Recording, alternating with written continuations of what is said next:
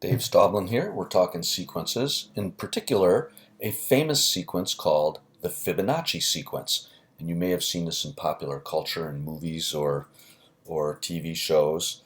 You may also know that you may also have seen it in nature and not even realized it, where the ways that leaves branch off of stems can be according to this sequence, or the way that the fruit sprouts of a pineapple or an artichoke are arranged, or even the little leaves in a pine cone are arranged. They are all according to the Fibonacci sequence. So the first challenge is determining what is actually happening with the sequence. And it's a little tricky, but what I notice is if you do 1 plus 1, you get 2. If you do 1 plus 2, you get 3. 2 plus 3 is 5. 3 plus 5 is 8. 5 plus 8 is 13. 8 plus 13 is 21. And 13 plus 21 is 34. And so on and so forth. Well, how are we going to write a recursive formula for this? Well, let's make a little table here and see if we can figure it out. We're doing the first term plus the second term equals the third term. So A1 plus A2 equals A3. Then we're doing A2, whoops, let's do it this way. Then we're doing the next terms. Oh my goodness, 1 plus 1 is not 3. 1 plus 1 is 2. Then we take the next terms. 1 plus 2 equals 3. And so that's A2 plus A3 equals A4. And then we're taking the next terms. 2 plus 3 equals 5.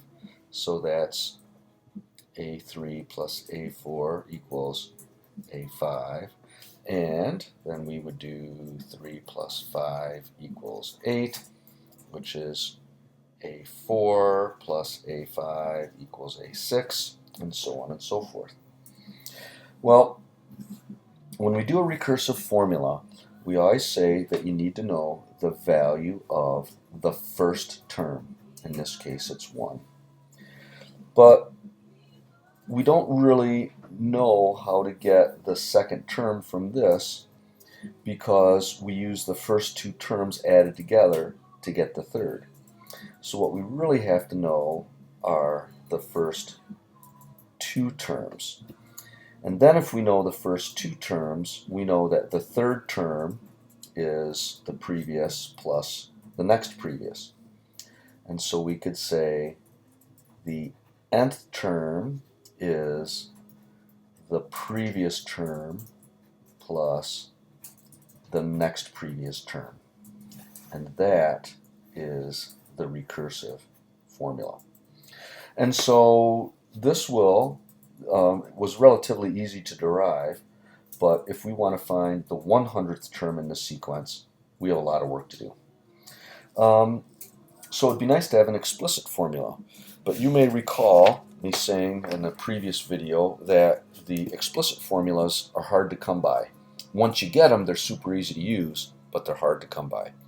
And in fact, let me just write the explicit formula and show you how it might be difficult.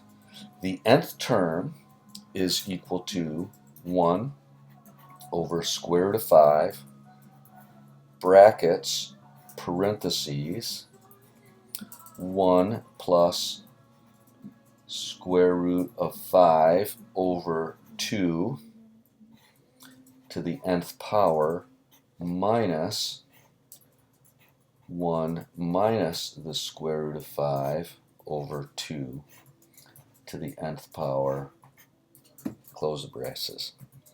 So you can see this explicit formula is really quite complicated and it would be difficult for us to derive. But now that we have it, it would be very easy to find the 100th term without having to know all the previous.